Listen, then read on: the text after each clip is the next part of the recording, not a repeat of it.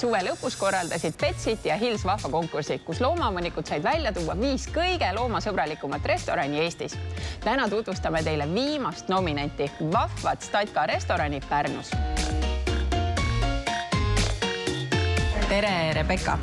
Palju õnne kõigepealt vahva tunnustuse puhul. Kuidas see nüüd niimoodi juhtus, et Statka restos üldse lemmikloomadega tulla tohib?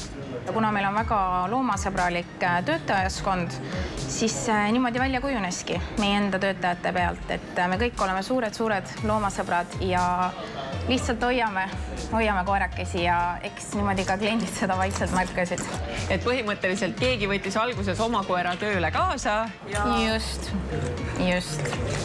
No mis ühe koeraga siin juhtub, kui ta tuleb, et lisaks sellele, et ta täiesti inimese kombel laua tagant kas või vett juua tohib? Tuuakse ka snäkikene ja kusjuures kõike saab isegi enne menüü toomist, et me kohe märkame koera. Et ta saab oma pesanurgakese, snäki ja joogi ja muidugi ka mõnusa tuju. Praegu vaatan siin ühte tõsist assistenti, kes ma saan aru, tunneb ennast siin Statka restos võrdlemisi kodus, et kui palju sina klienditeenindaja kogemusest tead, kui palju laps erineb näiteks lemmikloomast, kes restorani kaasa tuleb ja siis joob vett, nii et kõik kohad on vett täis? Kusjuures need võib täitsa ühte patta panna. Samamoodi vesi läheb maha, lastel juhtub seda, kukub mahl maha näiteks. Sama tähelepanu nõuavad, ma ütleks. Kui palju lemmikuid korraga Statka restorani lubatud on seda ka tulnud, et kellelegi öeldakse, et meil rohkem koeri täna ei mahu? Vot piiri ei ole, aga meil näiteks joogikausse on loetud kogusena 3. Aga on juhtunud ka, et tuleb korraga rohkem ja eks me need varukaussid leiame ja tähelepanu ka. Sa ütlesid, et koerale pakutakse snäkke ka. On teil mingi oma retsept või mis snäkke teil siin lemmikutele pakutakse?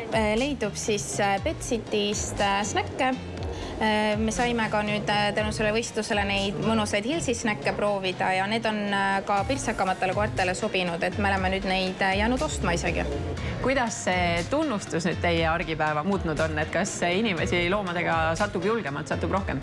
Kusjuures küll, et suve lõpu poole veel kuulsin, et kui inimesed siit mööda sõitsid enne avamist, et mainisid küll, et kuulge, et aga see Statka, see on ju loomasõbralik koht, nad võitsid siin midagi, et inimesed ikka räägivad ja tulevad rohkem, isegi koertega on julgemad kliendid nüüd. Kui oluline see üldse klientidele on, et ta tohib oma lemmiklooma kaasa võtta restorani? No ikkagi äärmiselt oluline, sellepärast, et mõnele inimesele on koer justkui väike laps. Ta ei saa koju jätta, soovib ka kaasa võtta endaga einastama